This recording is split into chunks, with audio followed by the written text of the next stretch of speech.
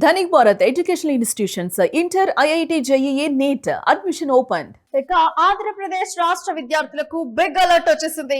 తల్లికి వందనం నిధుల విడుదలపై మరో బిగ్ అప్డేట్ వచ్చింది. స్కూళ్లలో ఈ నెల 24వ తేదీన మెగా పేరెంట్స్ టీచర్స్ మీటింగ్స్ జరగనున్నాయి. ఆ కార్యక్రమం నిర్వహించే లోపే తల్లికి వందనం స్కీమ్ కింద విద్యార్థికి డబ్బులు ఖాతాలో జమ చేసేందుకు సర్కారు కసరత్తులు ప్రారంభించింది.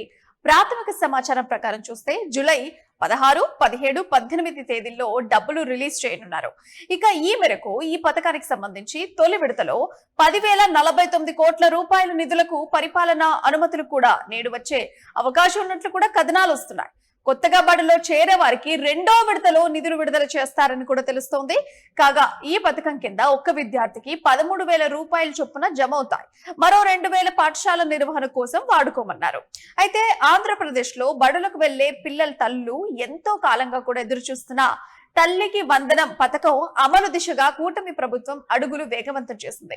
ఈ ప్రతిష్టాత్మక పథకానికి సంబంధించిన నిధుల పరిపాలన అనుమతుల ఉత్తర్వులు బుధవారం విడుదల కానున్నాయి. అంటే రేపు తొలి విడత కింద దాదాపు 10,049 కోట్ల విడుదలకు ప్రభుత్వం అనుమతులు కూడా మంజూరు చేయనుండడంతో పథకం అమలుకు మార్గం సుగమమైంది.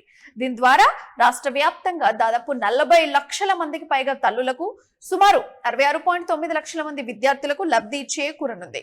ఈ పథకం యొక్క నిబంధనల ప్రకారం చూస్తే అర్హులైన ప్రతి విద్యార్థి తరఫున వారి తల్లుల బ్యాంకు ఖాతాలో 13,000 రూపాయల చొప్పున ప్రభుత్వం నేరుగా జమ చేయనుంది.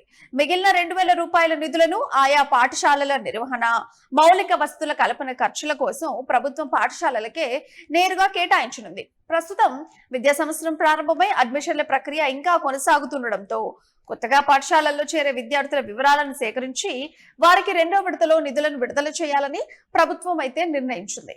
ఇక ఈ నెల 24న రాష్ట్ర వ్యాప్తంగా పాఠశాలలో నిర్వహించే మెగా పేరెంట్స్ టీచర్స్ సమావేశాల్లో భాగంగా ఈ పథకాన్ని లాంఛనంగా ప్రారంభించేందుకు ప్రభుత్వం సన్నాహాలు చేస్తోంది. రంపచోడవరంలో నిర్వహించనున్న ఈ మెగా పీటీఎం కార్యక్రమంలో ముఖ్యమంత్రి నారా చంద్రబాబు నాయుడు, రాష్ట్ర విద్యాశాఖ మంత్రి నారా లోకేష్ స్వయంగా పాల్గొనున్నారు.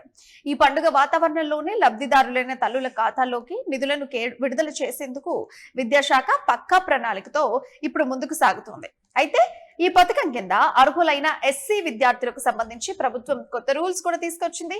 ఎస్సీ విద్యార్థులకు తప్పనిసరిగా బ్యాంక్ ఖాతా ఉండాలని కూడా సూచించింది. కేవలం ఎస్సీ విద్యార్థులకు మాత్రమే ఈ రూల్ వర్తిస్తుంది. అయితే ఇండియన్ పోస్ట్ పేమెంట్స్ బ్యాంక్ ద్వారా పాన్ కార్డు లేకపోయినా విద్యార్థుల పేరుతో బ్యాంక్ అకౌంట్ కూడా తెరవచ్చు. Aadhaar, date of birth certificate లాంటివి తీసుకెళ్లి ఖాతా ఓపెన్ చేయొచ్చు. కేవలం 200 రూపాయల నామమాత్రపు అమౌంట్ జమ చేసి పోస్ట్ ఆఫీస్ లో అకౌంట్ తెరవచ్చు. అలాగే 18 ఏళ్లలోపు విద్యార్థులకు సంబంధించి తల్లిదండ్రుల బయోమెట్రిక్ వెరిఫికేషన్ పూర్తి చేసి కూడా ఉండాలి. ఇందుకోసం వారి ఆధార్ కార్డుతో లింక్ అయిన మొబైల్ నంబర్కు వచ్చే ఓటీపీని కూడా ఎంటర్ చేయాలి.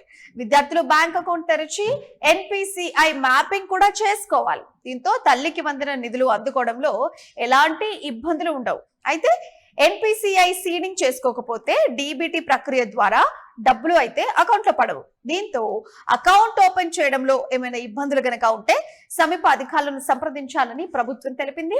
ఇంటర్ చదువుతున్న ఎస్సీ విద్యార్థులకు చాలా మందికి బ్యాంక్ అకౌంట్లు లేవు. కొంతమందికి ఉన్న ఎన్పిసిఐ సీడింగ్ చేయలేదు. దీనివల్ల తల్లికి వందనం డబ్బులను కోల్పోయే ప్రమాదం ఉంది. వీరిలో పోస్ట్ ఆఫీస్ లో అకౌంట్ ఓపెన్ చేయించాలని అధికారులకు ప్రభుత్వం సూచించింది. పోస్ట్ ఆఫీస్ లో అకౌంట్ తెరిస్తే 24 గంటల్లోనే ఎన్పిసిఐ కు అనుసంధానం అవుతుంది. ఇంటర్ చదువుతున్న ఎస్సీ విద్యార్థులు తప్పనిసరిగా కూడా వెంటనే అకౌంట్ తెరవాలని ప్రభుత్వం సూచించింది.